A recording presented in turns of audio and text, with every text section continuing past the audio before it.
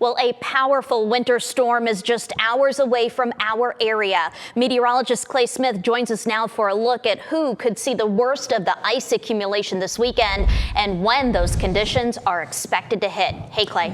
Hey, Michelle, and we're already tracking some sleet coming through here, and you can actually see that if you look up here at the corner. Every now and then a piece of ice will fall down. Again, there could even be some snow mixing in early on. We have a little bit more moisture out there than was originally modeled overnight. We still have a lot of winter alerts. So if you're in that almost magenta color, Chattanooga, Dunlap, Athens, North Georgia, ice storm warning. Winter weather advisories in the light purple, including Northeast Alabama, Middle Tennessee under winter storm warning. So everyone going to be touched by this at some point in some way. Temperatures are below freezing into Dayton, Cleveland, right at 33 here in Chattanooga. But with some of this precipitation coming down, I wouldn't be surprised if temperatures start to drop a few more degrees, especially before the sun comes up, because we do have quite a bit of moisture now streaming through, and we have more coming in from the west. Now, some of this is showing up as white, but it looks like a lot of it is sleet. Some of this to the north, not quite hitting the ground yet, as the air is still pretty dry, points northbound. So here's a look at the latest morning snow and sleet totals, maybe up to a trace from Hamilton County northbound, but once you get along the plateau, especially back into Middle Tennessee, you may get a quick inch or two of snow or sleet, depending on how much of that moisture comes through. So Sequatchie, Bledsoe, Northern Ray, and Meigs counties, that's all within the realm of possibility this morning. Now later today, it's going to be more about the freezing rain potential and of course the threat for even some plain old rain. So again, it's going to be a bit of a tricky forecast because a degree or two sway in either direction is going to have implications on how much ice we may see. But man, this is an expansive storm, moisture breaking out across our area this morning, and a lot more to come as we go into the latter half of the evening. So this is round one. Round two comes in later on. So this should last until roughly about lunchtime, and then we'll have a break. And then after 5, things get a little more widespread. So my latest forecast, I'm thinking valley areas, anywhere from about 1/10 to 1/4 of an inch of ice, which is down a little bit from what I was thinking yesterday.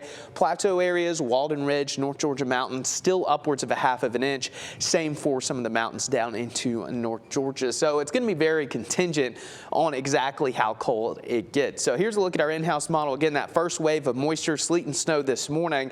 By 5 o'clock, things really start to go downhill. Again, temperature profiles are going to be all over the place. So if you're at 30 degrees, you may be getting rain, but it's freezing on contact. If you're at 33, you're fine. You're just getting plain old rain. So continue to check your thermometer throughout the day, because you don't want to go outside and thinking it's just plain rain and then slip on your sidewalk because it's been freezing on contact. As we continue into the evening, temperatures are going to be flirting with freezing. Again, some of you will be above freezing at this point. So parts of the valley, especially here, Monroe County, Eastern Polk, where you're getting some downsloping and warming, likely to be rain at this point. But as we continue into Sunday morning, a lot of this transitions over to some rain, and it could be heavy as we get into Sunday before it ends around 7 p.m. So we're looking at sleet and snow this morning, a little bit of icing as we get into the evening, and then sometime tomorrow morning we transition to rain.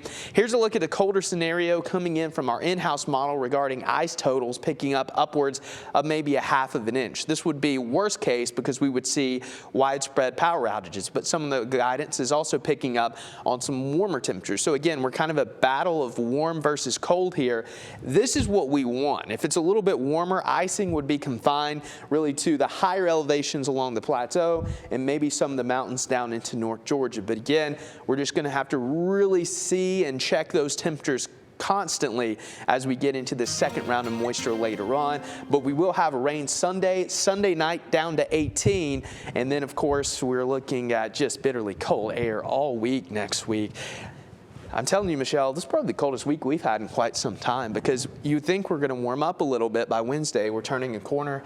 All right, it's 40. And we're right back down into the low 30s by the end of the week. Yeah, and this weekend, especially the next 24 hours, a couple of degrees can make all the difference. Yeah, I mean, if it's 30 degrees, you're getting that freezing rain, significant impacts. If you're 33, just 3 degrees warmer.